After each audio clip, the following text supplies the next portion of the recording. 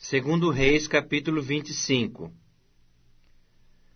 Sucedeu que, em o 9º ano do reinado de Zedequias, aos 10 dias do 10º mês, Nabucodonosor, rei de Babilônia, veio contra Jerusalém, ele e todo o seu exército, e se acamparam contra ela, e levantaram contra ela tranqueiras em redor. A cidade ficou sitiada, até ao 10º ano do rei Zedequias. Aos 9 dias do 4º mês, quando a cidade se via apertada da fome, e não havia pão para o povo da terra, então a cidade foi arrombada, e todos os homens de guerra fugiram de noite pelo caminho da porta que está entre os 2 muros, perto do jardim do rei, a despeito de os caldeus se acharem contra a cidade em redor. O rei fugiu pelo caminho da campina, porém o exército dos caldeus perseguiu o rei Zedequias e o alcançou nas campinas de Jericó. E todo o exército deste se dispersou e o abandonou. Então o tomaram preso e o fizeram subir ao rei da Babilônia, a Ribla, o qual lhe pronunciou a sentença.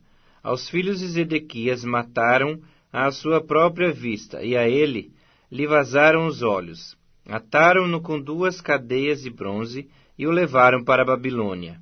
No 7º dia do 5º mês do ano 19º de Nabucodonosor, rei de Babilônia, Nebuzaradã, chefe da guarda e servidor do rei de Babilônia, veio a Jerusalém e queimou a casa do Senhor e a casa do rei, como também todas as casas de Jerusalém. Também entregou às chamas todos os edifícios importantes.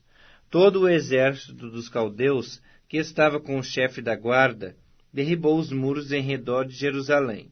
O mais do povo que havia ficado na cidade, os desertores que se entregaram ao rei da Babilônia, e o mais da multidão, Nebuzaradã, o chefe da guarda, levou cativos. Porém, dos mais pobres da terra, deixou o chefe da guarda ficar alguns para vinheiros e para lavradores. Cortaram em pedaços os caldeus as colunas de bronze que estavam na casa do Senhor, como também os suportes e o mar de bronze que estavam na casa do Senhor, e levaram o bronze para a Babilônia.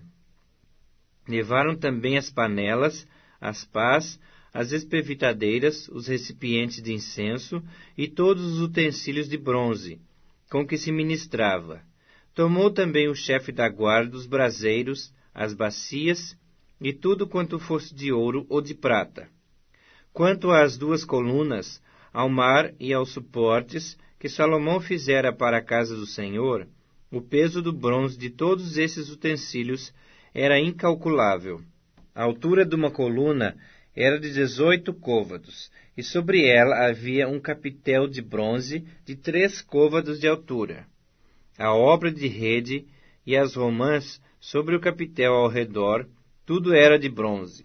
Semelhante a esta era a outra coluna com a rede.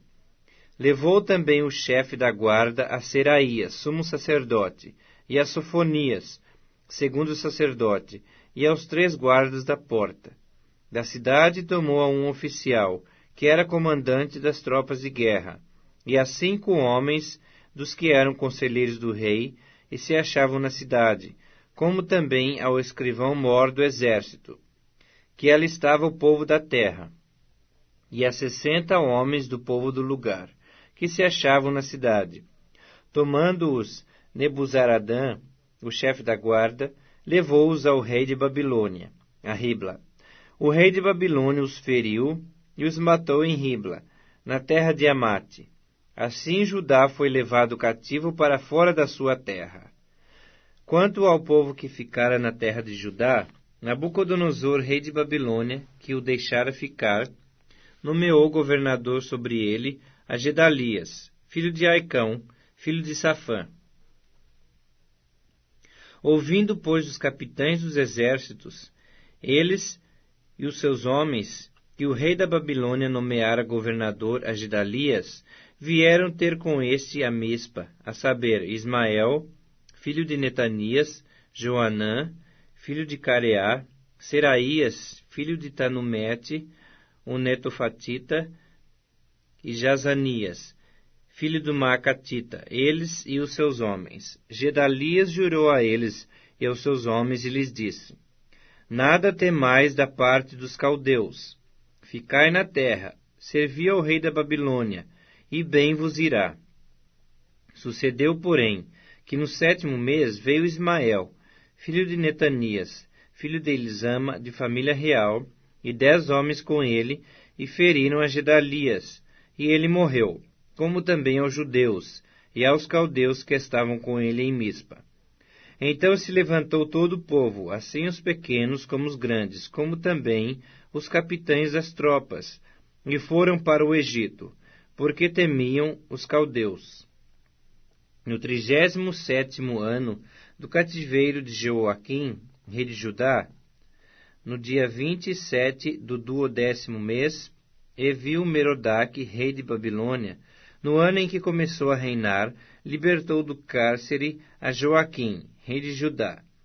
Falou com ele benignamente, e lhe deu lugar de mais honra do que a dos reis que estavam com ele em Babilônia. Mudou-lhe as vestes do cárcere, e Joaquim passou a comer pão na sua presença todos os dias da sua vida.